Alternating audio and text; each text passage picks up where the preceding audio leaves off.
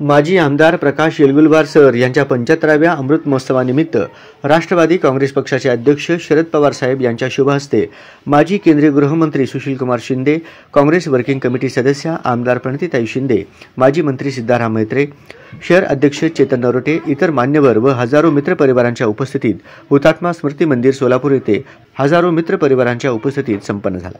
या कार्यक्रमाचे आयोजन प्रकाश येलगुलवार सर, अमृत महोत्सव गौरव समिती व गुरुकृपा युवा मंच यांनी केले होते।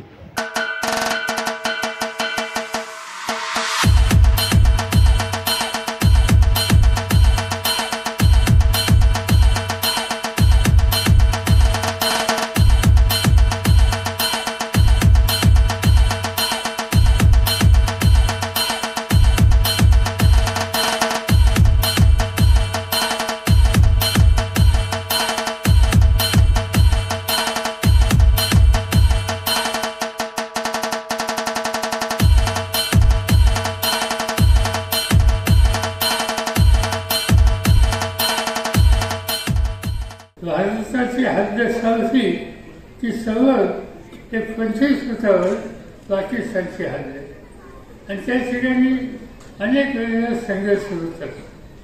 ती जागा अशी आहे की -20 टेम्परेचर 24 तास 12 महिने बर्फ असतो। चालायचा असता तो रस्ता सुद्धा बर्फाचा। आमचे जवान त्या ठिकाणी राहतात, त्यांचं घर, त्यांचं तेल हा कपड्याचा नसतो, तो बर्फाचा असतो आणि त्या बर्फाच्या तेलमध्ये ते त्या ठिकाणी राहत असतात। सोलापूर जिल्ह्याचे जी सोपल आणि प्रकाश येलगुलवार हे होते मला या ठिकाणी लक्ष असते। त्या कठीण परिस्थितीमध्ये सुद्धा हे देशाचं एकंदर रक्षणाच्या संबंधीचं शिक्षण हे चालून घेण्याच्या उद्देशाचा औत्सुक्य या लोकांनी दाखवलं। तिचा मनापासूनचं समाधान आहे। मी काही अधिक बोलून वेळ घेत नाही। अनेक वर्ष समाजाच्यासाठी काम करायला सत्तेपासून बांधला गेल्यानंतर सेवाभाव हा न सोडणारे जी कार्यकर्ते आहेत त्या कार्यकर्त्यांच्यामध्ये सोलापूर शहरानं हा एक कर्तृत्वान हिरा या सामाजिक क्षेत्रासाठी दिला, त्याचा आनंद तुम्हाला मला सगळ्यांना केला। पण ज्या वेळेला राजकीय वैचारिक भूमिका घेण्याची स्थिती निर्माण झाली त्यावेळेला गांधी नेहरूंच्या विचाराशीच आपण प्रामाणिकपणे पाहिजे हे सूचक प्रकाशने मला उद्देश केले। त्यांचे गुरु जर तसे बघितलं तर कोण होते? अप्पासाहेब ब्रह्मनाळकर, कमळे गुरुजी हे तडीतापडी लोक होते, दुसरे कोणी नव्हते। पण त्या तडीतापड्यांच्या नेतृत्वातून त्यांनी आपला समाज उभा करण्याचं काम केलं। ते माझ्याशी बऱ्याच वेळेस भांडायचे, एखाद्या कार्यकर्त्याला काही पद जर काही दिलं नाही साहेब असं नाही चालणार म्हणून तुम्ही शरदरावांना सांगा म्हणा, तुमचं काम आहे भांडण्याचं। त्यांनी मला असं जोर दिल्यामुळे मी शरदरावांशी भांडत होतो।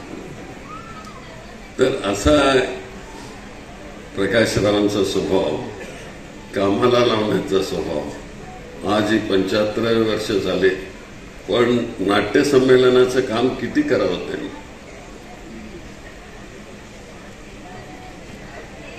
आजही ते निधी मागत फिरतात आणि ज्यांनी ह्या नाट्यकलेची शिकवण दिली त्या पद्माकर देव यांची आठवण ठेवावी म्हणून त्यांनी त्यांच्याकरता वास्तू उभी केली आणि नाट्य संस्थेला जागा मिळवून दिली आणि आज त्या वास्तूमध्ये स्वतःची वास्तू तिथे उभी राहिली।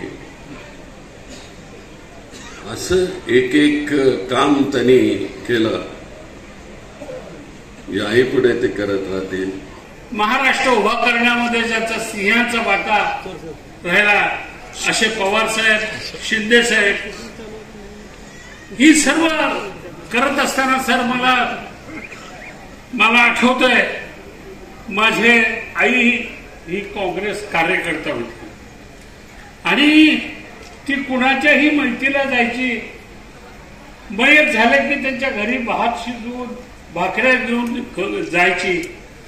आपल्या घरी नाही झाले तरी हरकत नाही, पण त्या दुसऱ्याच्या घरी ते अन्न पोचवण्याचं काम करत होते.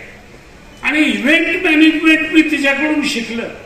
झोपडपट्टीमध्ये आम्ही राहायचं, कामाटीपुरा झोपडपट्टीमध्ये. माझे वडील लक्ष्मी विष्णू मध्ये काम करायचे आणि तेवढं असताना माझी आई कोण आजारी पडलं, लोणचं त्याच्या घरी पाठवलं. म्हणजे हे जे सामाजिक ऋण आहे, कुठला कलाकाराला भीक मागणारा तर तो गाणे जर म्हणत असेल तर त्याला बसून जेवण घालून गाणे ऐकायचे. कलाकाराचा सन्मान करणं हे मी माझ्या आईकडून शिकलो. सर, माझे वडील 3 शिफ्ट मध्ये पैकी 2 शिफ्ट काम करायचे. त्यांच्याकडून मी हे शिकलं, मेरा काम ही मेरा राम है, मेरा राम ही मेरा काम है. आपल्याला जी जबाबदारी मिळाली ती प्रामाणिकपणे केली पाहिजे, कष्ट घेतले पाहिजे. श्रमाशिवाय प्रतिष्ठा नाही, संघर्षाशिवाय प्रतिष्ठा नाही. ही बाळकडून मला माझ्या आई वडिलांनी दिलं, त्यांचं मला स्मरण होत. आणि त्याच्यानंतर माझी पत्नी, माझी मुलं, सुनं, नातवंड मला आनंदी ठेवण्याचं सातत्यानं प्रयत्न करतात. त्यांचं हे खरं श्रेय. कार्यकर्त्याबद्दल काय बोलू, माझे कार्यकर्ते 40 वर्षापासून हे वाढदिवस साजरे करतात. पदाची कुठल्या ह्याच्या कधी अपेक्षा केली नाही. एकाला मिळालं, एकाला नाही. सर दुसऱ्या वेळेला शिंदे साहेबांना शिफारस करतील, पुढच्या वेळेला मला तिकीट देतील. त्या विश्वासाने गेले 40 वर्ष माझ्या बरोबर आहेत.